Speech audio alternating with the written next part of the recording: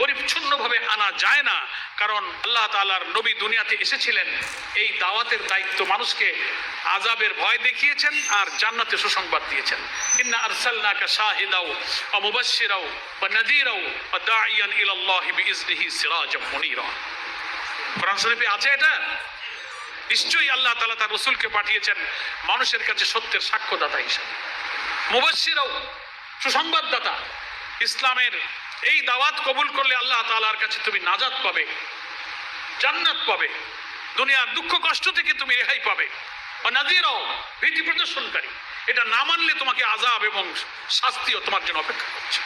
এই দাওয়াত শরীয়ী দৃষ্টিতে খুব গুরুত্বপূর্ণ, যে এই দাওয়াতি কাজ যারা না করে, এই দাওয়াতের অর্থ যারা না বোঝে, তারা রেসালাতের প্রতি ঈমানকে মজবুত করে রাসূলকে চিনতে পারেন, রাসূলকে বুঝতে পারেন। তাহলে আমরা দাওয়াতের যে বিষয়বস্তু বলেছি, সে দাওয়াতের বিষয়বস্তুটা কি, যেটা আমাদের জামাতে ইসলামের গঠনতন্ত্রে পরিষ্কার করে বলা আছে, আমাদের আকীদা, আমার যে দাওয়াতটা দিই সেই দাওয়াতটা হচ্ছে লা ইলাহা ইল্লাল্লাহু মুহাম্মাদুর রাসূলুল্লাহ সাল্লাল্লাহু আলাইহি ওয়াসাল্লাম। আল্লাহ ছাড়া কোনো ইলাহা নাই, মাবুদ নাই। দেখেন, ইলাহ শব্দের অর্থ নিয়েও আমাদের সমাজের মধ্যে বিভ্রান্তি আছে। ইলাহ একটা আরবি শব্দ, এর মধ্যেই তো বিপ্লবের বারুদ, বিপ্লবের আগুন এই ইলাহ শব্দের মধ্যে। বুঝে শুনে যে আল্লাহকে ইলাহ বলবে, সে তো জন্ম থেকে সমস্ত রাষ্ট্র, সরকার, সমাজ, পার্লামেন্ট নেতৃত্বের বিরুদ্ধে বিদ্রোহ করবে। There is no leader, there is no government, there is no parliament, there is no supreme power illallah, একমাত্র আল্লাহ ছাড়া। তাহলে তিনি আজন্ম বিদ্রোহী, যিনি বুঝে শুনে কলেমা পড়বেন। যুগে যুগে আম্বিয়া কেরামরা বুঝে শুনে কলেমা পড়েছিলেন, আর শাসকরা এই কলেমার অর্থ বুঝেছিলেন বলে তারা কিন্তু এই কলেমার তাৎপর্য বুঝেছিলেন। এখন সুকৌশলে আমাদের মধ্যে ইলাহার অর্থ করা হচ্ছে কি, আমরা স্কুলেও পড়েছি দিনিয়াত, ইসলামিয়াত বইতে, লা ইলাহার অর্থ বলা হচ্ছে নেই কোনো মাবুদ আল্লাহ ছাড়া। তা মাবুদও কিন্তু আরেকটা আরবি শব্দ, নাকি? মাবুদ আরেকটা আরবি শব্দ। তো একটা আরবি শব্দের বাংলা তর্জমায় যদি আরেকটা আরবি শব্দ দিয়ে আপনি করেন, তার মূল তাৎপর্য লুকানো থাকে এই উপাস্য, যাকে সেজদা করা যায়, পূজা উপাসনা করা যায়, সম্মান করা যায়, শ্রদ্ধা করা যায়, এমন একটা পূজনীয় উপাস্য একটা সত্তাকে বোঝায়। কিন্তু আপনি যদি আইনদাতা, রিজিকদাতা, সৃষ্টিকর্তা, বিধানদাতা, হুকুমদাতা মনে করেন, তাইলে তো বিরাট ব্যাপার। এই জন্য ইলাহ শব্দের ব্যাখ্যার মধ্যে কিন্তু মূল দাওয়াতের কনসেপশনটা কিন্তু লুকানো আছে। তিনটা ধাপে এই দাওয়াতকে, যার কাছে আমরা দাওয়াত দিতে যাই তার কাছে ক্লিয়ার করার জন্য তিনটা ধাপে দাওয়াতটাকে ব্যাখ্যা করা হয়েছে। প্রথমে আমরা কি বলি, প্রথম পার্ট 3 দফা দাওয়াত বলি না আমরা? কয় দফা বলি? তার প্রথম দফা হলো মানুষকে আমরা বলি যে আমরা তো কলেমা পড়েছি যে লা ইলাহা ইল্লাল্লাহু মুহাম্মাদুর রাসূলুল্লাহ। এর অর্থ হলো যে আমরা আল্লাহ ছাড়া কাউকে আর হুকুমদাতা, আইনদাতা মানবো না, আর রাসূল সাল্লাল্লাহু আলাইহি ওয়াসাল্লামকে আমরা নেতা মেনে নেব। কথা বলছি একজনের সাথে, ধরেন দাওয়াত দিতে গিয়ে, তো তিনি বলবেন যে হ্যাঁ তা তো ঠিক, আমি তো মুসলমান, আমি তো আল্লাহ কালেমা পড়েছি, তো আল্লাহই তো আমার রব, তিনি আমার ইলাহ, আমরা তারই আইন মানতে বাধ্য, আল্লাহর নবীকে নেতা মানতে বাধ্য। ঠিক আছে, তখন আমরা তাকে যুক্তি দিই যে আসলে আমরা এই 2024 সালের বাংলাদেশে আল্লাহকে কি পুরোপুরি ইলাহ মানতে পারছি? সমাজে, রাষ্ট্রে, প্রশাসনে সব জায়গায় কি আল্লাহ আমার ইলাহ আছে? আমরা মানুষকে ইলাহ বানিয়ে বসেছি, শয়তানকে ইলাহ বানিয়ে বসেছি, নফসকে ইলাহ বানিয়ে বসেছি। এটা যখন দাওয়াতের সময় থেকে বোঝাতে যাচ্ছি, তখন দাওয়াতের দ্বিতীয় দফা এসে হাজির হচ্ছে যে আমরা আসলে কালেমা পড়ে যে কমিটমেন্টটা করেছি আল্লাহর কাছে, সবাই আমরা ওয়াদা করেছি, we all are committed to আল্লাহ, আল্লাহর কাছে অঙ্গীকার করছি আল্লাহ ছাড়া কাউকে ইলাহ আমরা মানবো না। তখন আমরা তাকে বলছি যে ভাইরে, বাবারে, বোন রে, আমি যে আল্লাহকে ইলাহ মেনেছি, কিন্তু কার্যত সমাজে তো আল্লাহকে আমরা পূর্ণ ইলাহ মানতে পারছি না। তাহলে আমার মুখের কথা আর কাজের মধ্যে গড়মিল হয়ে যাচ্ছে। কথাটা বুঝে আসছে আপনাদের? কিসের গড়মিল হলো? কথায় বলেছি যে আল্লাহ আমার রব, কাজ করতে গিয়ে 2024 সালের মে মাসের বাংলাদেশে দেখি যে কোর্টে আমার আল্লাহ রব নাই, অর্থনীতিতে আল্লাহ রব নাই, শিক্ষানীতিতে আল্লাহ রব নাই, ব্যবসা বাণিজ্য বিচারে আল্লাহ রব নাই, পার্লামেন্টে আল্লাহ রব নাই, ওখানে মানুষকে রব বানিয়ে নিয়েছি। তখন আমি ওই ব্যক্তিকে বোঝাতে সক্ষম হচ্ছি যে তাহলে ভাই, এই কলেমা পড়ার কারণে মুসলিম হিসেবে আমি যে কথা ওয়াদা করেছি যে আল্লাহ ছাড়া আমার আর কোনো রব নাই, তাহলে আমার কার্যত সেই কথা আর কাজের তো মিল হচ্ছে না, গড়মিল হয়ে যাচ্ছে। তাহলে এই কথা কাজের গড়মিল দূর করতে হবে। কথা দিয়ে যদি সে কাজের সাথে মিল না থাকে, তাকে তো মুনাফিকি আচরণ বলে। তখন বলবে হ্যাঁ তা তো ঠিক, কথা কাজে তো গড়মিল হয়ে যাচ্ছে, তাহলে এখন এই গড়মিল দূর করার উপায় কি? তখন দাওয়াতের তৃতীয় দফা এসে হাজির হচ্ছে।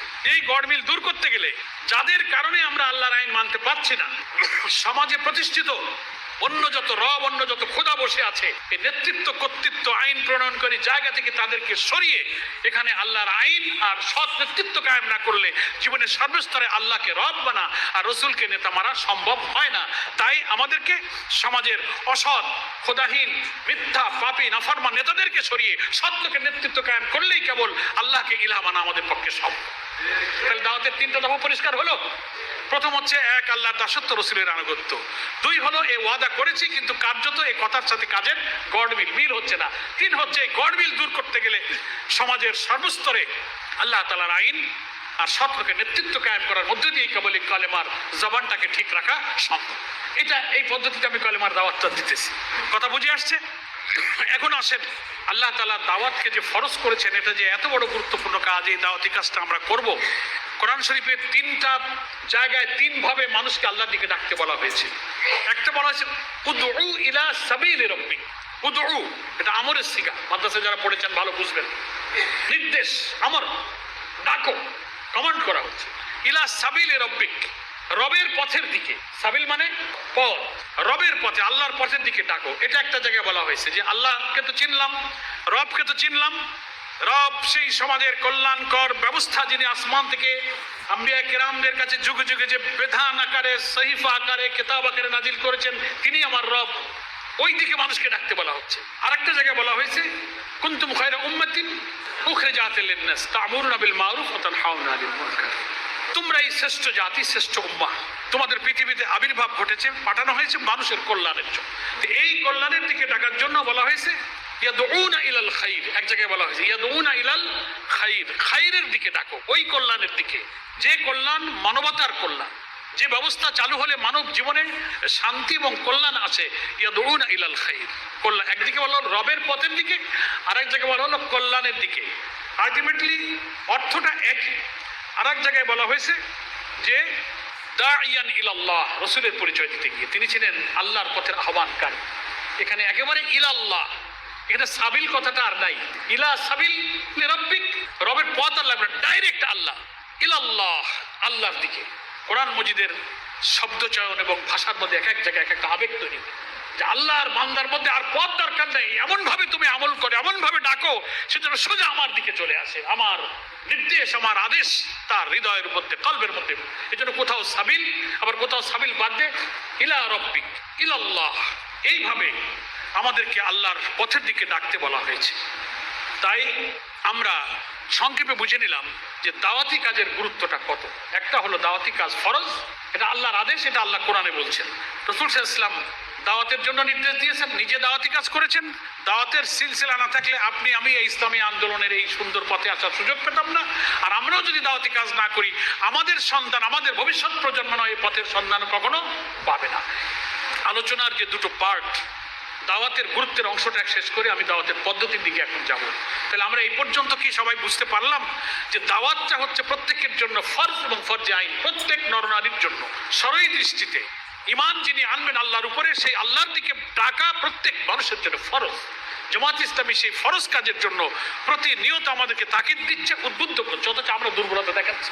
আমরা এখন আত্মপর্যালোচনা করব, আত্মসমালোচনা করব। আমরা বায়াত দিতে যাচ্ছি, রুকুন হতে যাচ্ছি, তাহলে আমি কি এই ফরজ কাজটা করছি? আমাকে যে লোকটা কষ্ট করে আমার পিছনে কত হেঁটেছে, আমার বাসায় কত এসেছে, কত বই পড়তে দিয়েছে, কত চিঠি লিখেছে, কত ফোন করেছে, তাহলে আমি আরেকজনকে আনার জন্য এরকম লেগে আছি কিনা, এরকম পেরেশান হয়ে আমি চেষ্টা করছি কিনা, এইটা চেক করে, এই আত্মপর্যালোচনা, এই রিয়ালাইজেশন করে আমি যদি নিজের ভুল ত্রুটি নিজে ধরতে পারি, তাহলেই আমাদের আজকের এই আলোচনা এত তরবিয়ত করে যে বোঝার চেষ্টাটা আমরা করছি, সংগঠন করাচ্ছে, এটা তখন কাজে লাগবে। তাহলে আমরা দাওয়াতের গুরুত্ব উপলব্ধি করে এই সিদ্ধান্ত আমরা পৌঁছাতে পারি পরবর্তী ধাপে যাওয়ার জন্য পদ্ধতির আগে, যে আমাদের ব্যক্তিগত দাওয়াতি কাজ, দাওয়াতি টার্গেটদেরকে আমাদের নিয়ে আসা, আমাদের সাপ্তাহিক দাওয়াতি কাজ, আমাদের সাধারণ সভা, আমাদের গ্রুপ দাওয়াতি কাজ, দাওয়াতি অভিযান বলে যত কথা আমাদেরকে করতে বলা হয়েছে, প্রত্যেকটা সিনসিয়ারলি রুকুন প্রার্থী হিসাবে আমরা একটাও বাদ দেবো না, শতভাগ এটা বাস্তবায়নের জন্য ইনশাআল্লাহ চেষ্টা করব। তাহলেই দাওয়াতের ফরজটা আমাদের আদায় হবে এবং মানুষকে কল্যাণের দিকে ডাকবো, আবেগময় হয়ে উঠবেন। সূরা হাদীদের মধ্যে আল্লাহ তাআলা যে ভাষায় নবী রাসূলদের দায়িত্বের কথা বলতে গিয়ে একটি কল্যাণময় সমাজ গঠনের জন্য নবীরা কি দাওয়াত নিয়ে এসেছিলেন কিভাবে তিনি চমৎকারভাবে বলেছেন, লাকাদ আরসালনা রুসুলানা বিল বাইয়িনাতি ওয়া আনজালনা মাআহুমুল কিতাবা ওয়াল মিজানা লিয়াকুমান নাসু বিল কিসত ওয়া আনজালনাল হাদিদ ফি বাসুন শাদীদ ওয়া মানাফিউ লিন-নাস। আল্লাহ পাক বলছেন রাসূলগণ এসেছেন বাইয়িনা নিয়ে, কিতাব নিয়ে, মিজান নিয়ে, সুস্পষ্ট বিধিবিধান মানদণ্ড। আল্লাহর হেদায়েতের কথা এখানে বলছেন, বাইয়িনা, কিতাব, মিজান। কি জন্য এগুলো এনেছেন? লিয়াকুমান নাসু বিল কিসত,